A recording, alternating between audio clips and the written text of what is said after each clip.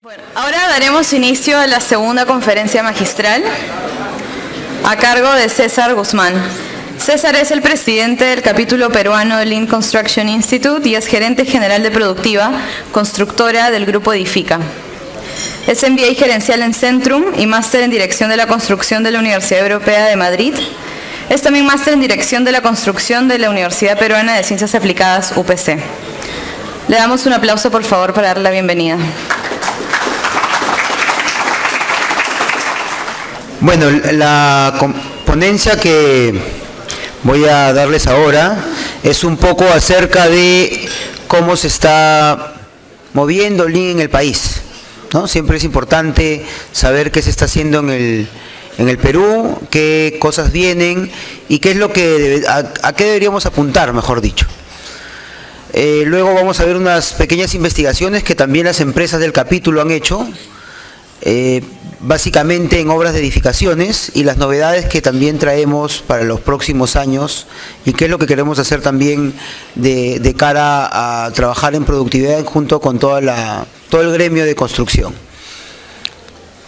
Ok, bueno, de cierta manera quería arrancar dándoles un panorama amplio de lo que el capítulo peruano es en el mundo. De cierta manera, somos parte del Lean Construction Institute. Para decirles rápidamente, hay dos foros, un foro de diseñadores y un foro de propietarios, y propiamente el LSI o el congreso que se da también todos los años en el mundo, ¿no?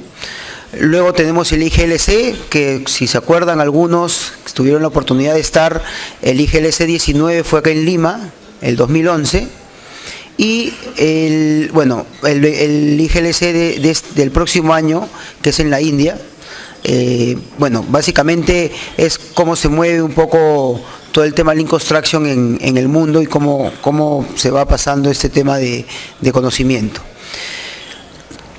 A ver, un poquito para recordar qué es lo que hemos hecho o qué es el capítulo, de cierta manera, desde el 2011 que nos formamos, que nos juntamos un grupo de empresas con una universidad de cara a lo que el reto que teníamos con justamente de organizar este IGLC el año 2011, y con el objetivo que tenía el capítulo de difundir el conocimiento y tratar de llevar y de unir pensamientos, unir fuerzas en todo el tema de productividad, ¿no? Parte de estos objetivos también era, de cierta manera, llegar a las universidades, ¿no? Muchos de nosotros, o la mayoría que hemos cursado en las aulas del pregrado, sabemos que en el Perú, en lo que respecta a ingeniería civil sobre todo, tenemos digamos la formación que lleva es mucho a temas de estructuras, temas de diseño, temas de hidráulica, pero de gestión de construcción tenemos poco.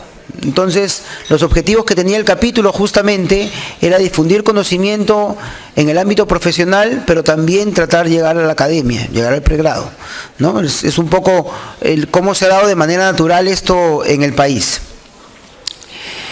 Siguiendo con esto, tuvimos el primer Congreso Nacional, el año 2012, y dentro del plan, o digamos un poco la estrategia que estuvimos esos años, en este Congreso tratamos de llevar conceptos básicos o fundamentos básicos de todo lo que es Lean Construction, ¿no? Nos acompañaron como siempre también en ese momento Glenn y Greg Howell, para un poco llevar todo este tema a la industria y del conocimiento que en ese momento pudimos transmitir. En el IGLC 2011, me estaba olvidando, vinieron alrededor de 500 personas, entre profesionales y empresas. En el Congreso Nacional del 2012 vinieron 400 personas. Y como les comentaba en la bienvenida, eso habla mucho de nosotros como sector, como industria, y de las ganas que tenemos de buscar productividad y de ser más eficientes, pese a los problemas que podemos tener de todo tipo. Siempre hay, como les comentaba, este hambre de hacer las cosas bien en ese sentido. Luego, el 2015, tuvimos el segundo Congreso Nacional Lean Construction, que lo enfocamos a toda la cadena de suministro, ¿no?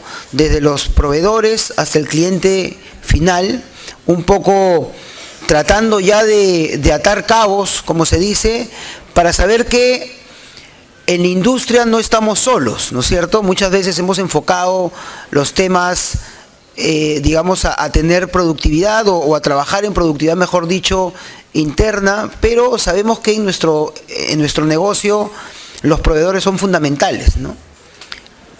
Hay obras que manejamos de repente 70, 75, 80% de subcontratos, como les llamamos, ¿no? Y si es que estos no funcionan, definitivamente el negocio va mal. Y todo esto también de cara al cliente, ¿no? Vamos a tener muchas conferencias justamente que hablan, justamente la que ha dado Glenn de IPD, que tratan de ver que estos contratos y de estas sinergias sean cada vez mejores. Y bueno, estamos acá en el tercer Congreso Nacional. Pese a las dificultades, creo que vamos a llegar alrededor de 160, 170 personas. Es más o menos el conteo rápido a boca de urna, como dicen. Estamos viendo cómo va. Pero en líneas generales también ha habido una buena acogida. Y sobre todo siempre apostando con nuestros auspiciadores y también las personas que siempre vienen a los congresos para ver qué cosas hay o qué cosas están de nuevo.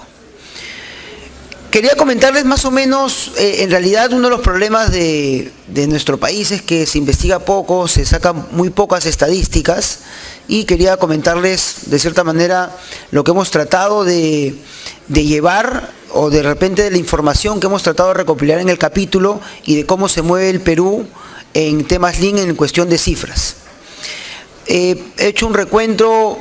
Hemos hecho, mejor dicho, un recuento desde el año 2015, que hemos hecho como capítulo.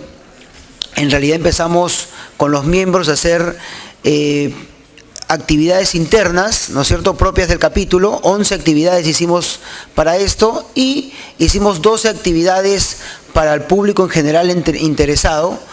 Una de ellas fue una conferencia que dimos en México, que curiosamente era para un tema de normativas públicas, y pudimos llevar nuestra experiencia como capítulo, digamos, como con las cosas que hacemos acá en el Perú y las prácticas buenas y malas, las cosas buenas y malas que hacemos. Porque de cierta manera creo que siempre en este panorama es importante rescatar las cosas, los aciertos, ¿no es cierto?, y los desaciertos también. Dentro de esto también hemos tenido 9 charlas en Lima, 2 en provincia. Es importante recalcar, justamente a partir del año 2015 empezamos a ver de descentralizar este tema. Ya vamos a verlo un poquito más adelante cómo lo hemos hecho. Y también tuvo, como les comentaba, el segundo Congreso Nacional. Ahí pueden ver de cierta manera el foro que participamos, que era el 6º foro de normatividad pública, de obra pública, perdón, en Zihuatanejo. Y estas exposiciones que les comento, que fueron en este caso en la Universidad de San Marcos, dimos en la Católica y también creo que en la Ricardo Palma, de cierta manera ya viendo un poco lo que queríamos llevar digamos, cómo llegar a los capítulos estudiantiles que ahora ya tenemos. El año 2016 tuvimos mucho más actividad, 27 actividades para los miembros, 23 en Lima, tuvimos una charla internacional y ya 4 en provincia. De las actividades que tuvimos externas, tuvimos 2 en Lima y 2 en provincia. Y lo importante que hicimos el 2016, creo yo, fue empezar a formar el plan estratégico que tenemos para estos años, que justamente es de formar personas para poder investigar en el país. Tuvimos alrededor de 960 horas de capacitación entre estudiantes y profesionales, y pudimos lograr 2 estudios realizados en obras. Estos programas de formación tuvieron acogida de más o menos unas 60, 70 personas, y esto es el músculo, o digamos el caldo del cultivo que necesitábamos para nosotros poder empezar a investigar en el país.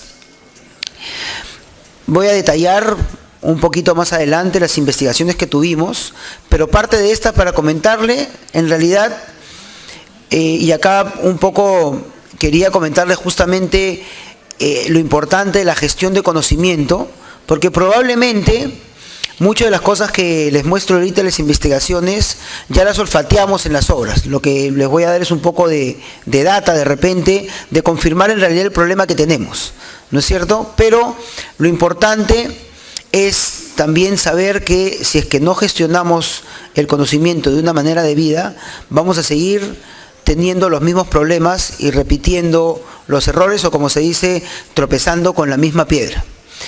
El estudio que hicimos, uno de ellos, por ejemplo, como pueden ver, votaba que el transporte material en el trabajo contributorio era alrededor, si no me equivoco, de 15% y en esperas 25%. Vamos a ver que esto, que es alrededor del 40%, se repite muchas veces en todos los proyectos que hemos analizado, ¿no?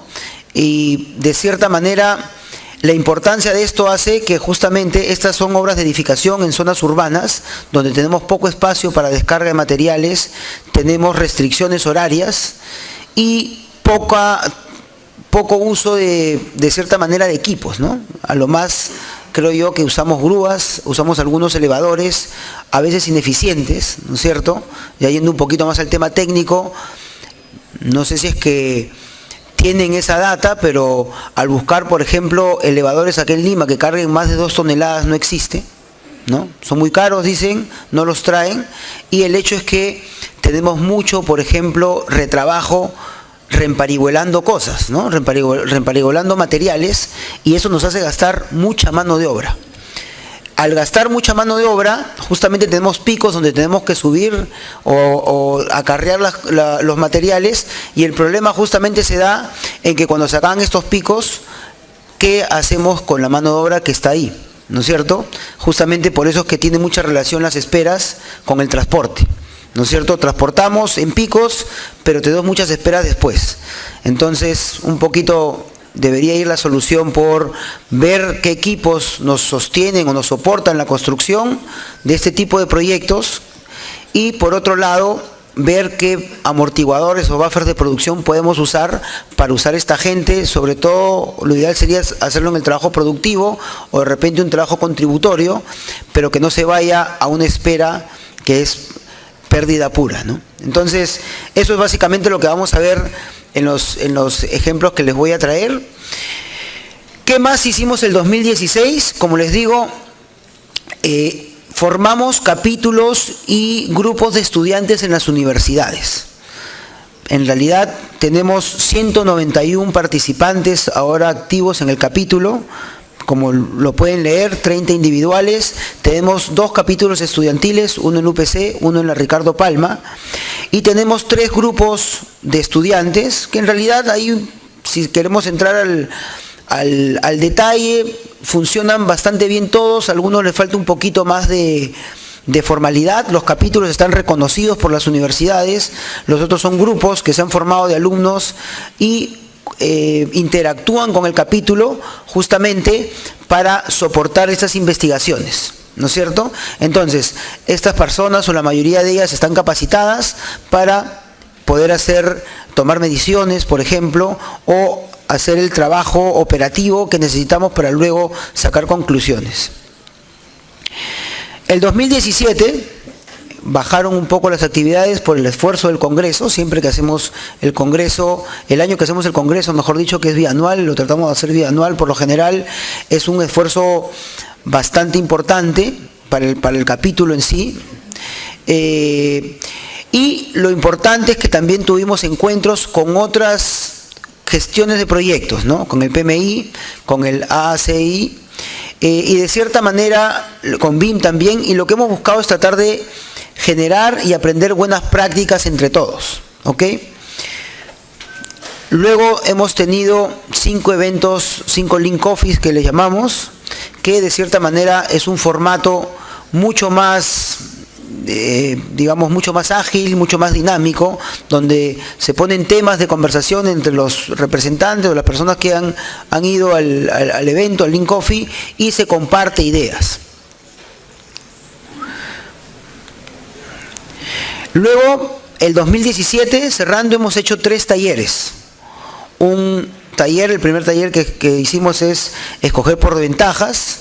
Luego hicimos un taller Lean Construction para los capítulos estudiantiles, para la UNI, para Ricardo Palma, para el UPC, y también hicimos el taller de Vilego, que como saben es un taller, es un juego de producción donde se ven restricciones y un poco se lleva a las mesas para que las personas que participen identifiquen o puedan tener de cierta manera ese ímpetu o ese olfato para ver el tema de qué se tiene que hacer en las obras, ¿no? Como yo siempre comento, en las obras que tengo a cargo, ¿no es cierto?, por la empresa, siempre el gran problema que tenemos en las obras es que no olfateamos las pérdidas que tenemos, ¿no? Entonces, eso hace que no tengamos el ojo para poder revisar en qué estamos perdiendo, digamos, rentabilidad en los proyectos. Lean hoy. En la actualidad, y como les digo, lamentablemente no tenemos mucha data como país en líneas generales, pero hemos mapeado que ya hay más de 5 universidades teniendo o dictando cursos de productividad en general. Entre ellos está la Universidad Católica, la UPAO, la UPC, está la UNI, la Universidad Nacional de Ingeniería, y la UTP.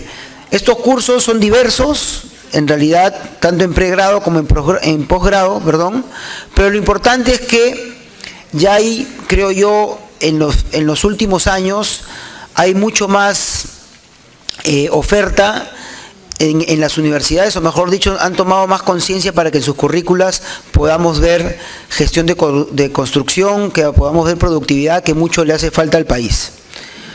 Acá hay un pantallazo también de algunas instituciones que dan una oferta también de cursos de producción. Hemos mapeado alrededor de 10 y más o menos hay 750 horas de capacitación mensual.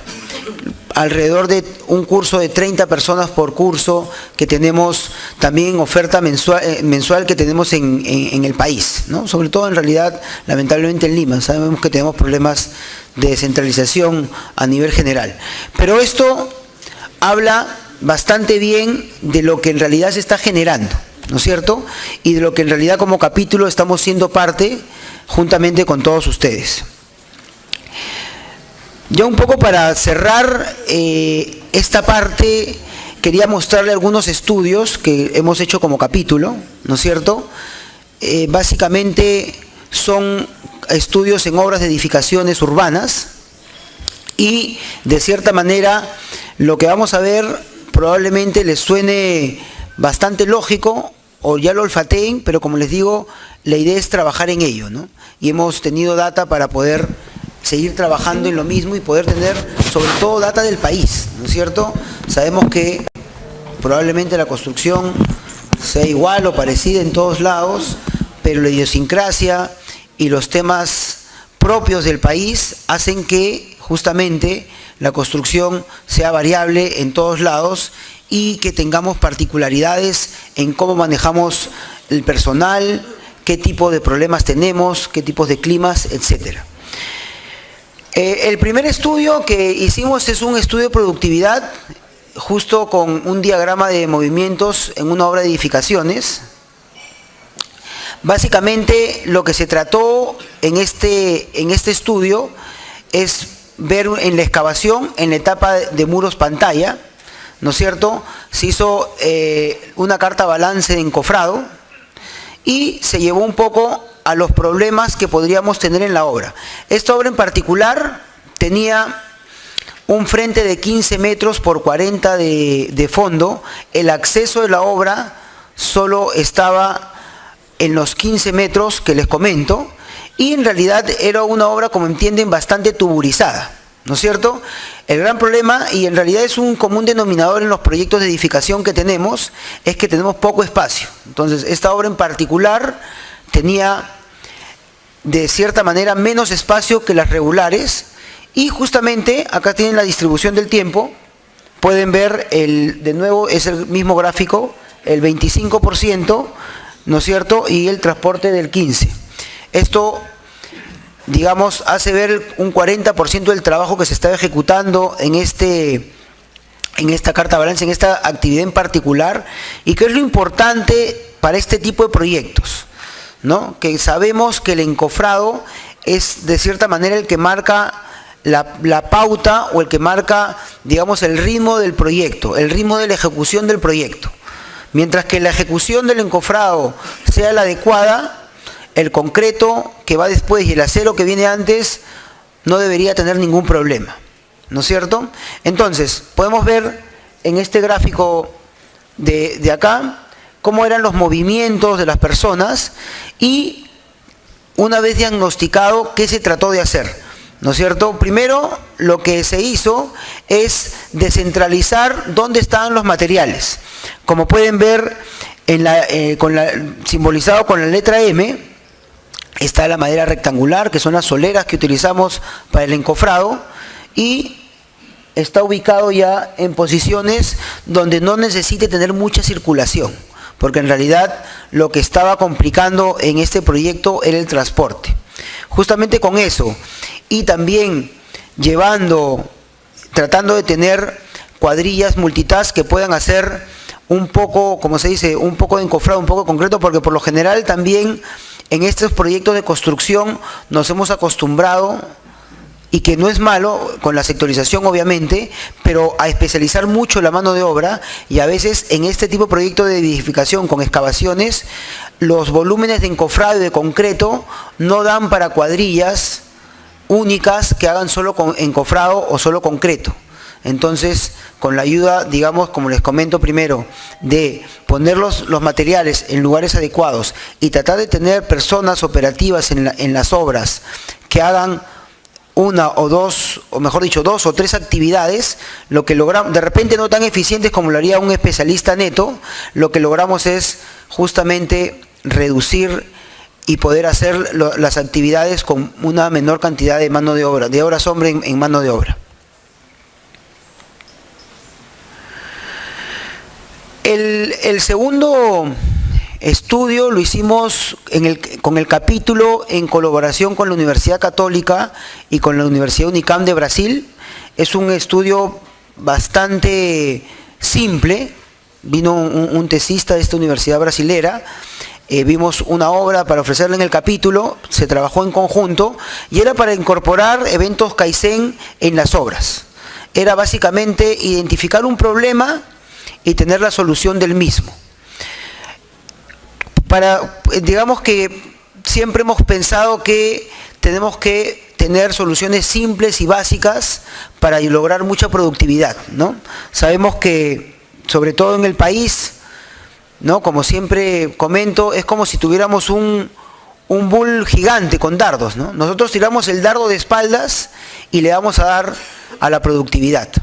La ineficiencia en nuestras obras es de tal grado que en realidad solo trabajando o poniendo algunos recursos para trabajar en productividad, los resultados vienen bastante bien. En este caso era una persona que hacía el estudio acompañado del equipo de obra, que lo acompañó bastante bien, y se decidió hacer el estudio en en la partida de vaciado de elementos horizontales, de concreto, ¿no es cierto?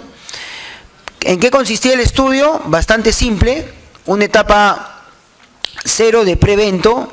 La etapa 1 identificábamos los problemas, en la etapa 2 se revisaban los temas del proyecto y en la etapa 3 la implementación.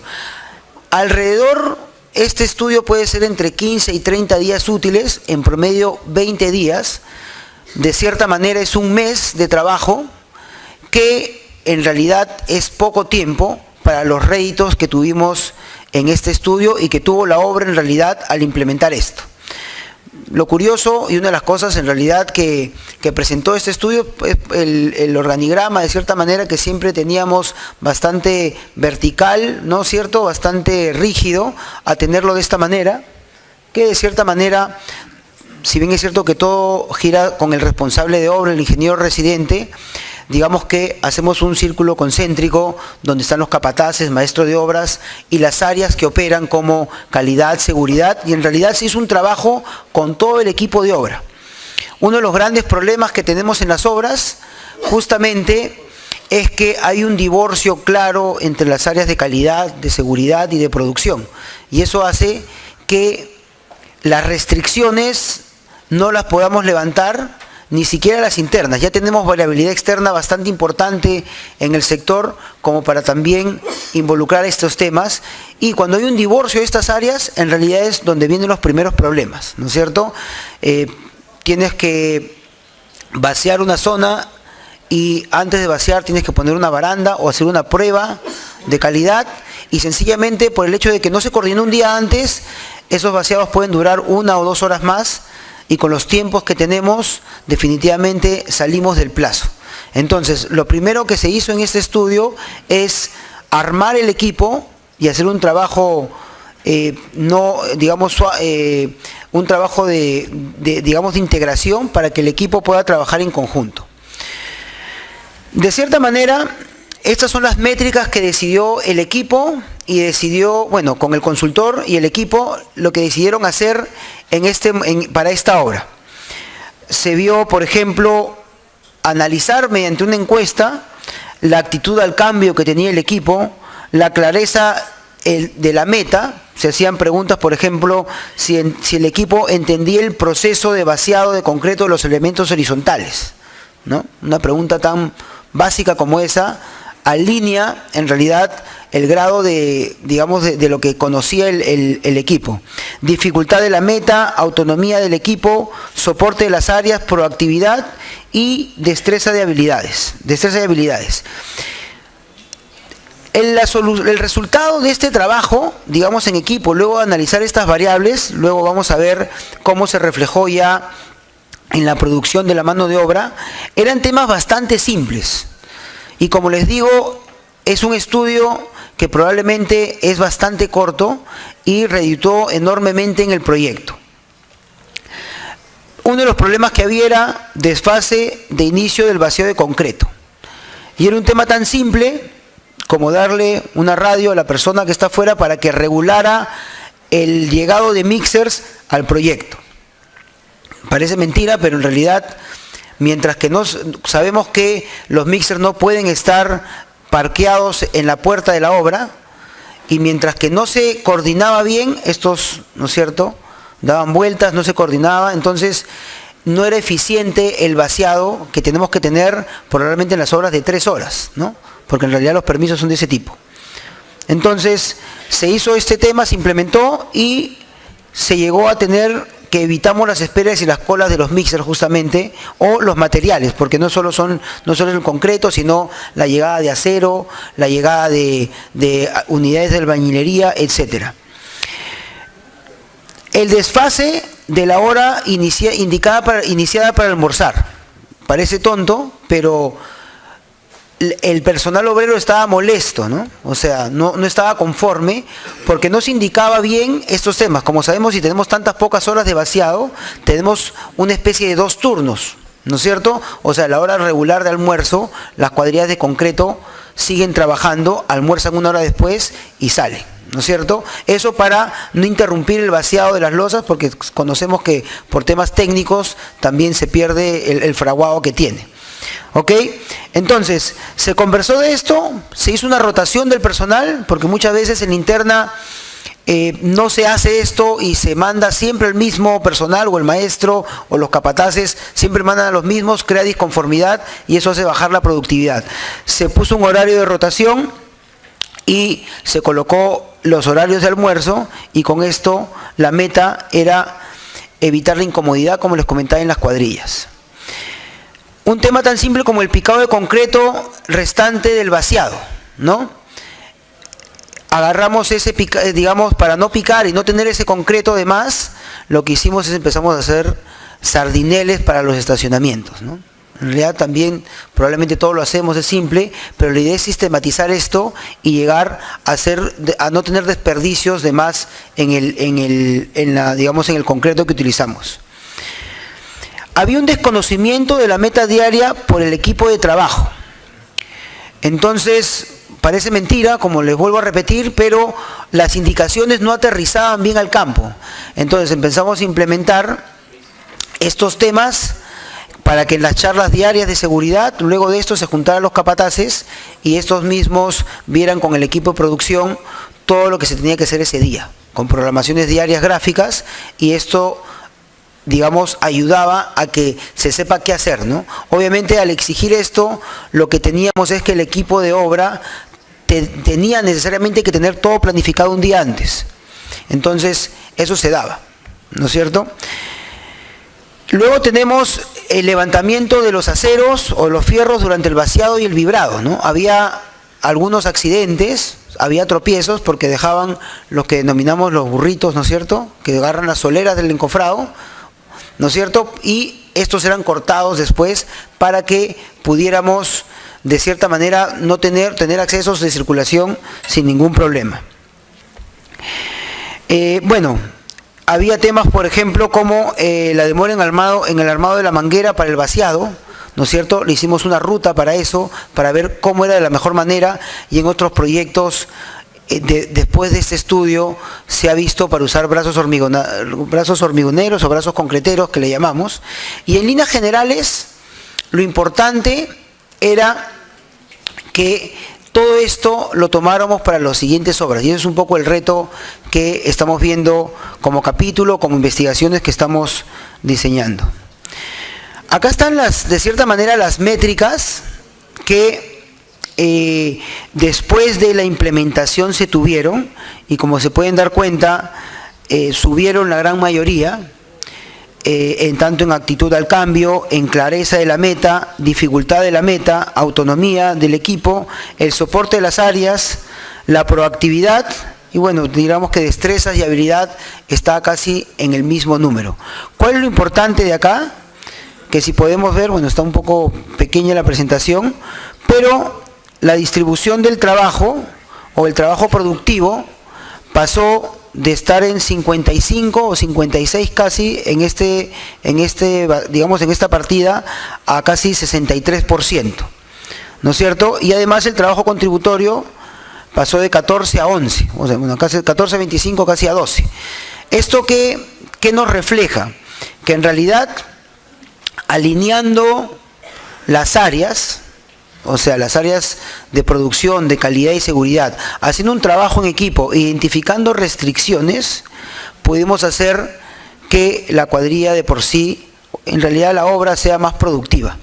¿En qué sentido? Justamente en levantando las restricciones. Muchas veces vemos la eficiencia que deben tener los obreros, o que ellos trabajen más rápido, pero en líneas generales lo que pasa en nuestros proyectos es que no les damos digamos, no implementamos el ambiente o la capacidad para que el trabajo regularmente se haga. Entonces, las esperas son las que en realidad nos complican en los proyectos, y eso es el trabajo que se hizo en este caso. ¿Ok? Bueno, el tercer punto es la implementación que tuvimos en un sistema de planificación, el diagnóstico de la productividad o el nivel general del proyecto. Este es el proyecto que hemos visto. En realidad la toma de data era mucho más simple, porque se podía ver desde un solo punto, digamos, desde un solo punto de control. Era una obra de excavación de 7 sótanos, entonces se podía mapear a todas las personas. Se hizo distintas medidas de nivel general de actividad de varias personas, y curiosamente, en este proyecto, que es un poco más grande, si no me equivoco, el área de terreno de este proyecto tenía alrededor de 2.500 metros cuadrados, el otro era bastante más pequeño, tenemos la misma patología, ¿no? El mismo diagnóstico, digamos. Tenemos el transporte y tenemos las esperas como porcentajes mayores en lo que es trabajos productivos y contributorios, y ahora sí a nivel general de la obra, no en una sola partida, sino en todo el proyecto. Esto es lo que hacía justamente que la productividad fuera bastante complicada, alrededor de el 26% de trabajo productivo, ¿no? Son datos que en realidad se nos vienen a la cabeza los estudios del ingeniero Virgilio Guío, ¿no es cierto?, allá por los fines de los 90, ¿no es cierto?, donde hablamos de un trabajo productivo del 28%, ¿no? En realidad hay data diversa, dependiendo los días, y vamos a ver por qué había tanta diferencia en los días. Vamos a ver justamente en el tag time del proyecto cómo estaban relacionadas las actividades y lo que involucraba un mal planeamiento, lo que involucra justamente en la productividad de la obra. Al margen de que, por ejemplo, en este día que fue más productivo de 37%, igual tenemos esperas, igual tenemos transportes o apoyos que son los que complican el proyecto. Otro día de medición 25%, pero nuevamente las esperas y el transporte es los porcentajes más significativos.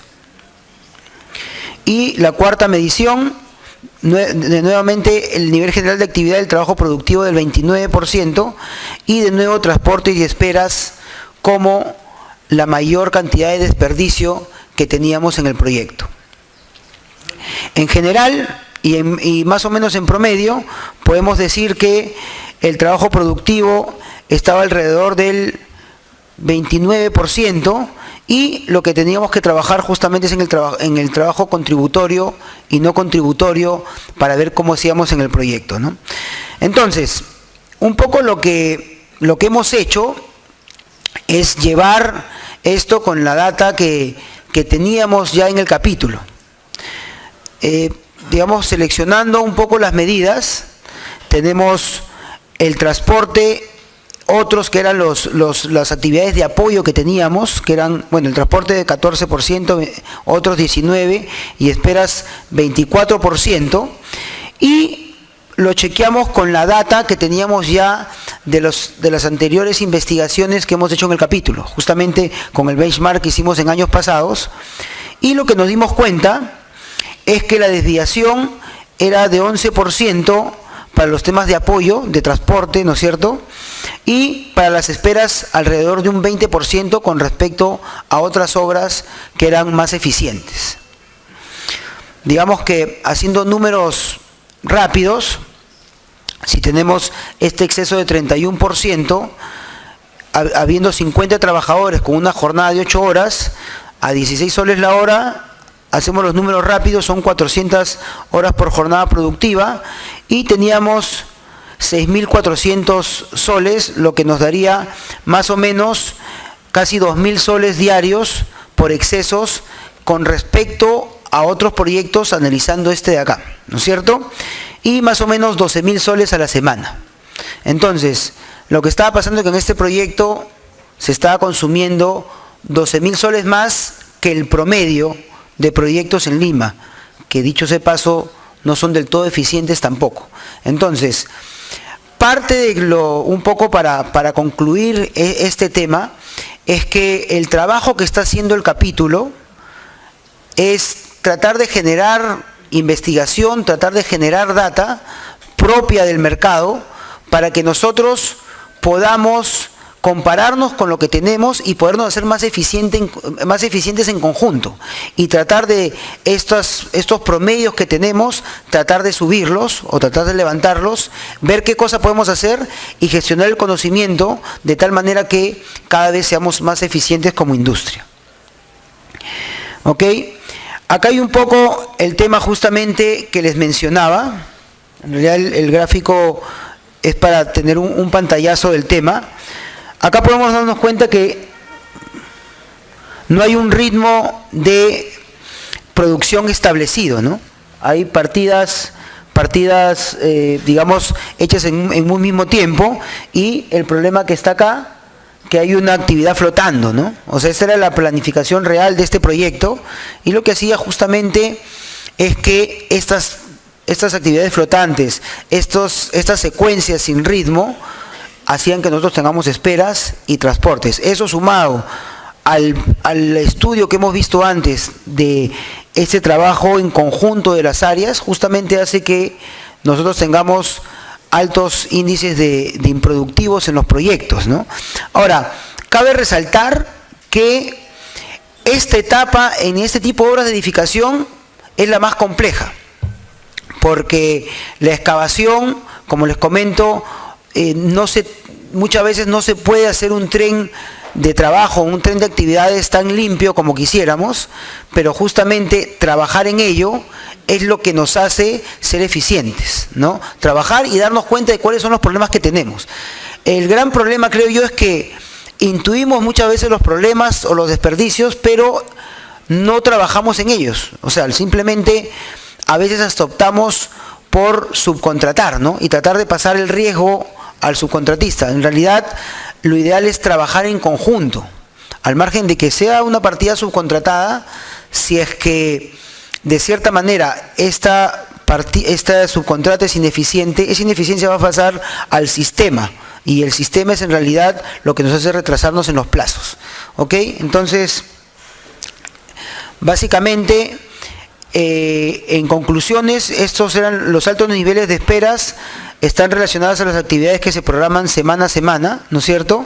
Y que tienen restricciones que imposibilitan los trabajos y no se trabajaban en ellos. En esta obra, las cuadrillas, la mayor cantidad era subcontratada, y justamente una de las observaciones es esa, ¿no? A veces pasamos el riesgo al subcontrato, pero no nos estamos dando cuenta que eso no es sostenible en el tiempo. La idea es trabajar en conjunto, por eso es importante hacer talleres con los subcontratistas y ver cómo se hace un ganar-ganar, ¿no? Nosotros, como constructores, muchas veces pedimos a nuestros clientes que también integren esta cadena, pero a veces nosotros lo estamos rompiendo en el primer eslabón. Entonces hay que tener cuidado con eso. Bueno, el tema de la ubicación digamos, de la logística interna siempre es un problema complicado con el que hay que lidiar. Muchas veces converso con bastantes personas del medio y me preguntan cómo herramientas Lean pueden ayudar a esto, y si es que es, como dicen, la fórmula de la Coca-Cola. En realidad lo que siempre les comento es que la fórmula de la Coca-Cola en este caso no existe, pero trabajar en estas herramientas y hacer estas investigaciones para darnos cuenta cuál es el problema que estamos teniendo, hace que de todas maneras nos puede ir mejor que si no las utilizáramos. En realidad sabemos que la variabilidad es enorme dentro de los proyectos, pero lo importante es cómo trabajamos paso a paso en esto. Bueno, las recomendaciones en ese estudio fueron, para disminuir las esperas, hay que sincronizar bien los despachos de materiales. Uniendo este estudio con el anterior, se pueden dar cuenta que la comunicación entre lo que está adentro de la obra y fuera de esta hace que sea un círculo virtuoso. La programación semanal debe realizarse libre de restricciones, aunque sea un hito en el Last Planner, ¿no es cierto? Y que sea una, digamos, que sea una verdad que se tendría que dar. Lamentablemente en las obras no se da esto, entonces hay que hacer hincapié en estos temas. Muchas veces en obras de edificación hay lo que llamamos el copy-paste, ¿no es cierto? Copiamos las actividades y no se están analizando del todo. Lograr el compromiso con los subcontratistas para esta obra y para las próximas. No hay sostenibilidad en el tiempo, de cierta manera, si es que nosotros digamos, apretamos mucho al contratista con eso. Y se debe dar un espacio para hallar causas de incumplimiento y realizar planes de acción inmediatos. ¿Ok? Y por último, para terminar, hemos estado viendo en algunos proyectos de incluir software que nos ayuden a la, digamos, al rápido procesamiento de data, ¿no es cierto? Definitivamente, de nuevo caen los staff de obra. Sabemos que los proyectos son bastante apretados en temas económicos, y muchas veces las herramientas que usamos demandan personas que lo operen, ¿no? Entonces, por parte del capítulo estamos viendo con algunas empresas de instaurar estos programas, ¿no es cierto? Vale la pena comentarles que se tiene que hacer de manera responsable y, sobre todo, más tener el proceso claro que la tecnología o la herramienta, ¿no? Ya como anécdota y para terminar, hace muchos años me acuerdo que en las obras que teníamos ya en la empresa, en productiva, instalamos las tablets, ¿no es cierto?, para que tomaran data en las obras, y después de 6 meses pedí la tablet, ¿no?, a las personas que lo habían y tenían instalado Candy Crush, todas esas cosas. Entonces, al final, no funcionó mucho la implementación. A lo que quiero decir es que es bueno ver esto, pero verlo por partes y sobre todo armar pilotos para ver qué tan bien pega en la organización. Es mucho un tema, como siempre hemos dicho, y es parte del Congreso de Personas, ¿no? Probablemente en ese momento funcionó bien en una obra por el tipo de personas que tenían, pero al hacerlo, digamos, sin de repente error, como vuelvo a repetir, error de los errores se aprende también, error nuestro de hacerlo masivo a todas las obras y no capacitar, no implementar de la manera correcta, eso no tuvo un mayor una mayor pegada. ¿Cuáles son las novedades del capítulo? Bueno, básicamente con toda esta data que hemos tenido o con todo lo que estamos tratando de hacer, estamos tratando ya de repente en un futuro no muy lejano tener capacitaciones con instituciones, tener convenios para hacer consultorías, ver convenios con más universidades a nivel nacional. Creo que esto es el músculo que necesitamos para tener lo que ya tenemos ahora, pero hacerlo sostenible en el tiempo de las personas que pueden investigar y poderlo hacer sistemáticamente. Crear comunidades de prácticas a nivel nacional, hacer nuevos programas de formación y de repente traducir estas buenas prácticas, ¿no? Tenemos una barrera del idioma también, de muchas de las cosas que hay en el mundo, para que tenga llegada a todas las personas que necesiten verlo. ¿Ok? Bueno, eso es todo. Muchas gracias.